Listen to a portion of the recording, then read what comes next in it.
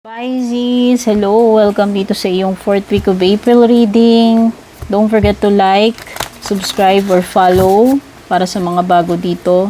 At sa mga dati na maraming salamat po sa palaging pagsuporta, pagsubaybay. Regarding personal reading services, mag-PM lang po kayo sa aking official Facebook page kung balak nyo mag-avail or mag-inquire ng mga reading services ko. Yung link at details nakasulat below, pakibasa na lang sa description.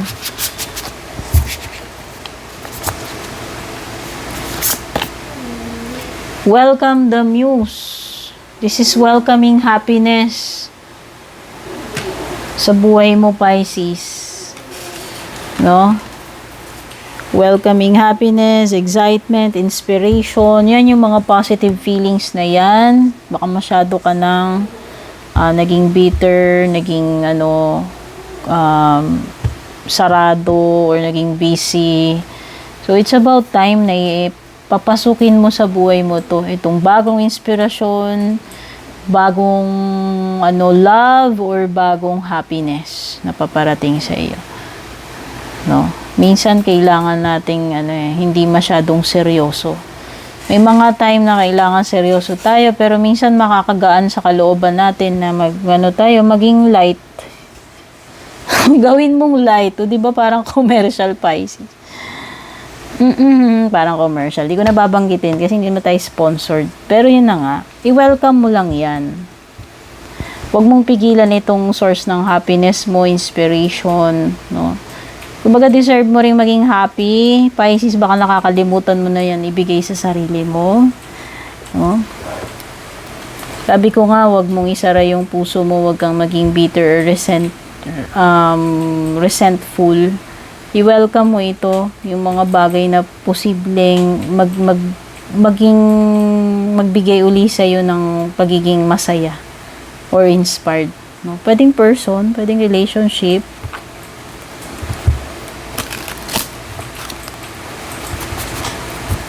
So, nakikita ko may happiness, inspiration na paparating sa buhay mo this last week.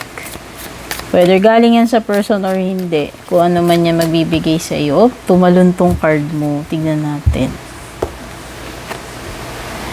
Ay, extremism. Extreme ka nga. Okay, so may energy dito ng Scorpio. Pwedeng extreme ka ngayon mag-isip, extreme ka pagdating sa pananalita mo, extreme ka sa relationship, extremes. Whether sa sarili mo, pag-iisip, sa feelings, or sa relationship mo. Okay.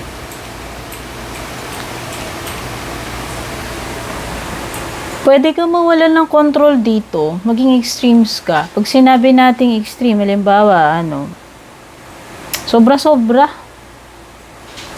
Halimbawa, sobrang depressed, tapos sobrang hyper, yung mga ganun. Parang extremes na emotions or basta.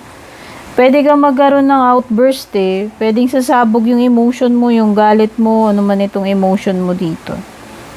Pwede rin may mga dito, extreme na pangyayari, experiences. Meron ding mga unexpected na ikakashock like mga bad news. May mga bagay na extremes na mangyayari dito, Pisces, whether sa iyo or sa interaction mo sa ibang tao. Pwedeng may mga matitinding problema sa buhay or yung mga extremes or drastic na mga pagbabago sa sarili mo. No? Pagbabago ng feelings, isip, or mga pagbabago sa buhay mo. No? Mga pangyayari. Basta maraming extremes dito. Tingnan pa natin pagdating sa love life mo. Pwedeng may bad news nakikita ko dyan. May bad news.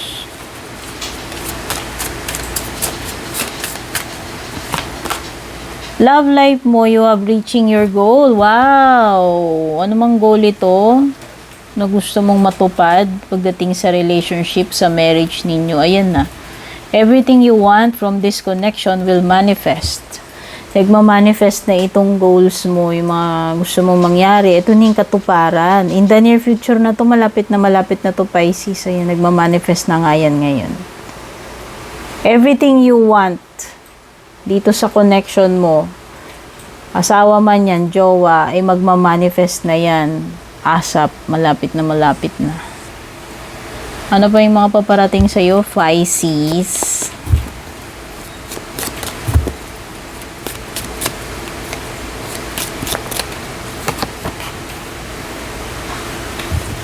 Okay, mapoprotektahan ka naman daw kung may mga negative forces dyan sa paligid mo this last week. Sabi ko nga may mga hindi magandang kaganapan ng mga extreme, biglaan, hindi ine-expect. No? Mapoprotektahan ka niyan because meron kang cobweb. Ano man yan darating na yan ng mga unexpected or mga hindi magandang pangyayari situations. Hindi ka basta-basta mauulats or matatalo dyan, mapapabayaan, Pay attention to your work. Ayan, meron mga something work related sa opisina, sa trabaho, ano man itong, pinagkakabuhayan mo. Negosyo man yan or trabaho. Okay, may mga matters dito, pwedeng mga documents, correspondence, mga pinipirmahan, agreement, kontrata, ayan. Parang may mga kinalaman sa ganun or approval. Parang may mga kasulatan Sabihin na natin pwede may mga dokumento or legal involved. Basta mag-ingat ka lang na hindi mo mapabayaan or wala kang papalpak dito na gagawin mo. Especially may mga kasunduan or kontrata.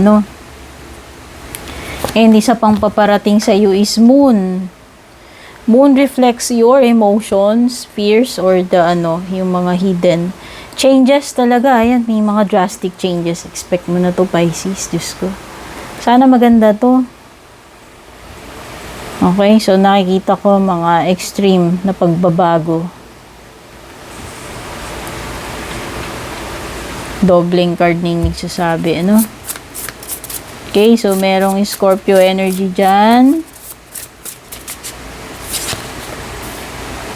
Ay, oo. Pwedeng breakup, separation, divorce, defeat, or loss. Ano man yung mawawala sa'yo. Person man mawawala sa'yo, trabaho, opportunity, o kung ano man yan.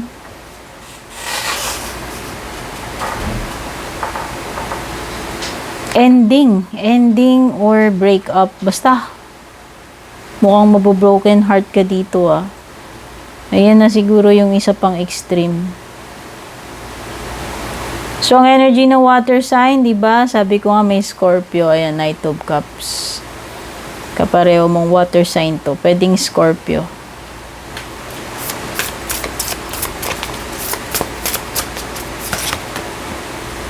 Ay, betrayal, Pisces. Di mo ine-expect na O baka mamaya, pagtataksil ng jowa, third party, awayan, hindi ina-expect na maghihiwalay kayo, yung mga ganyan. Kasi abrupt biglaan tsaka extreme. Or panloloko, kung hindi man ito about love life, pwede kang maswindle, ma-scam, mawalan, anumang form of loss or masakit. Mahirap mahirap pagdaanan, mahirap tanggapin, Painful, something na painful yung pagdadaanan mo dyan. Extreme talaga. Extreme siya. O pwedeng extreme sadness, extreme pain. Sana hindi, Sana wag. Pero you will soon get over. You have the Knight of Cups. Nakikita ko rito. Ano man itong pagdadaanan mo, how difficult. Ayan na nga, hindi ka naman totally pababayaan, makaka-recover ka dyan. Kakayanin mo yan. And you will soon get over this kahit gano'ng kasakit yung pangyayari na yan, Pisces.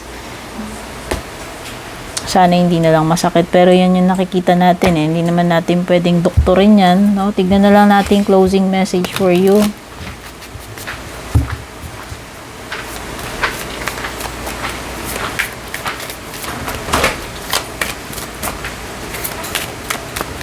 Mag-ingat ka dito Seven of Swords energy. something na hindi mo ina-expect na magagawa sa'yo. Bibitray ka, take advantage, niloko, okay? Or hindi mo ina-expect na mawawalan ka, makukuhanan ka, or mananakawan na yan. So, possible. Scams, pagnanakaw,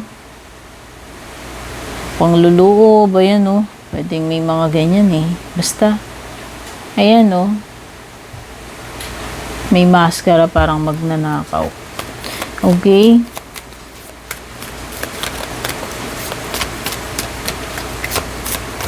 Or, if this is something like an advice, siguro kailangan mo with the Seven of Swords is ikaw at ikaw lang din ang makakatulong sa sarili mo dito. Baka ikaw, makakaisip ka ng ibang way, diskarte, technique dito sa sitwasyon mo. Ayan.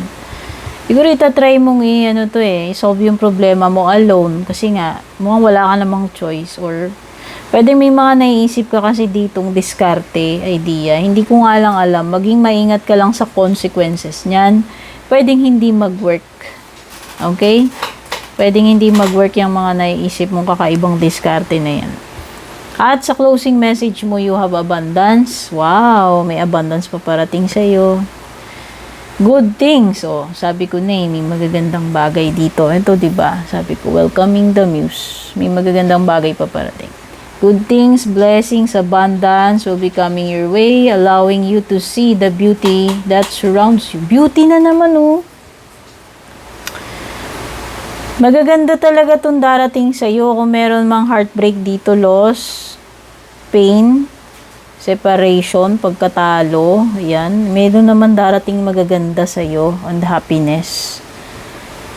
Ayan, beauty that surrounds you. Enjoy every moment as you are fulfilled by the smallest gifts of nature. You already have abundance. So, abundance, happiness, beautiful things sa paparating sa'yo. Maybe you need to shift your view to see it. Oh, baguhin mo lang daw yung iyong perspective, no? Treasure this and keep it close to your heart. I have abundance and joy. Yan, paparating sa'yo. Abundance and joy. At magagandang bagay. Take care. God bless, Pisces.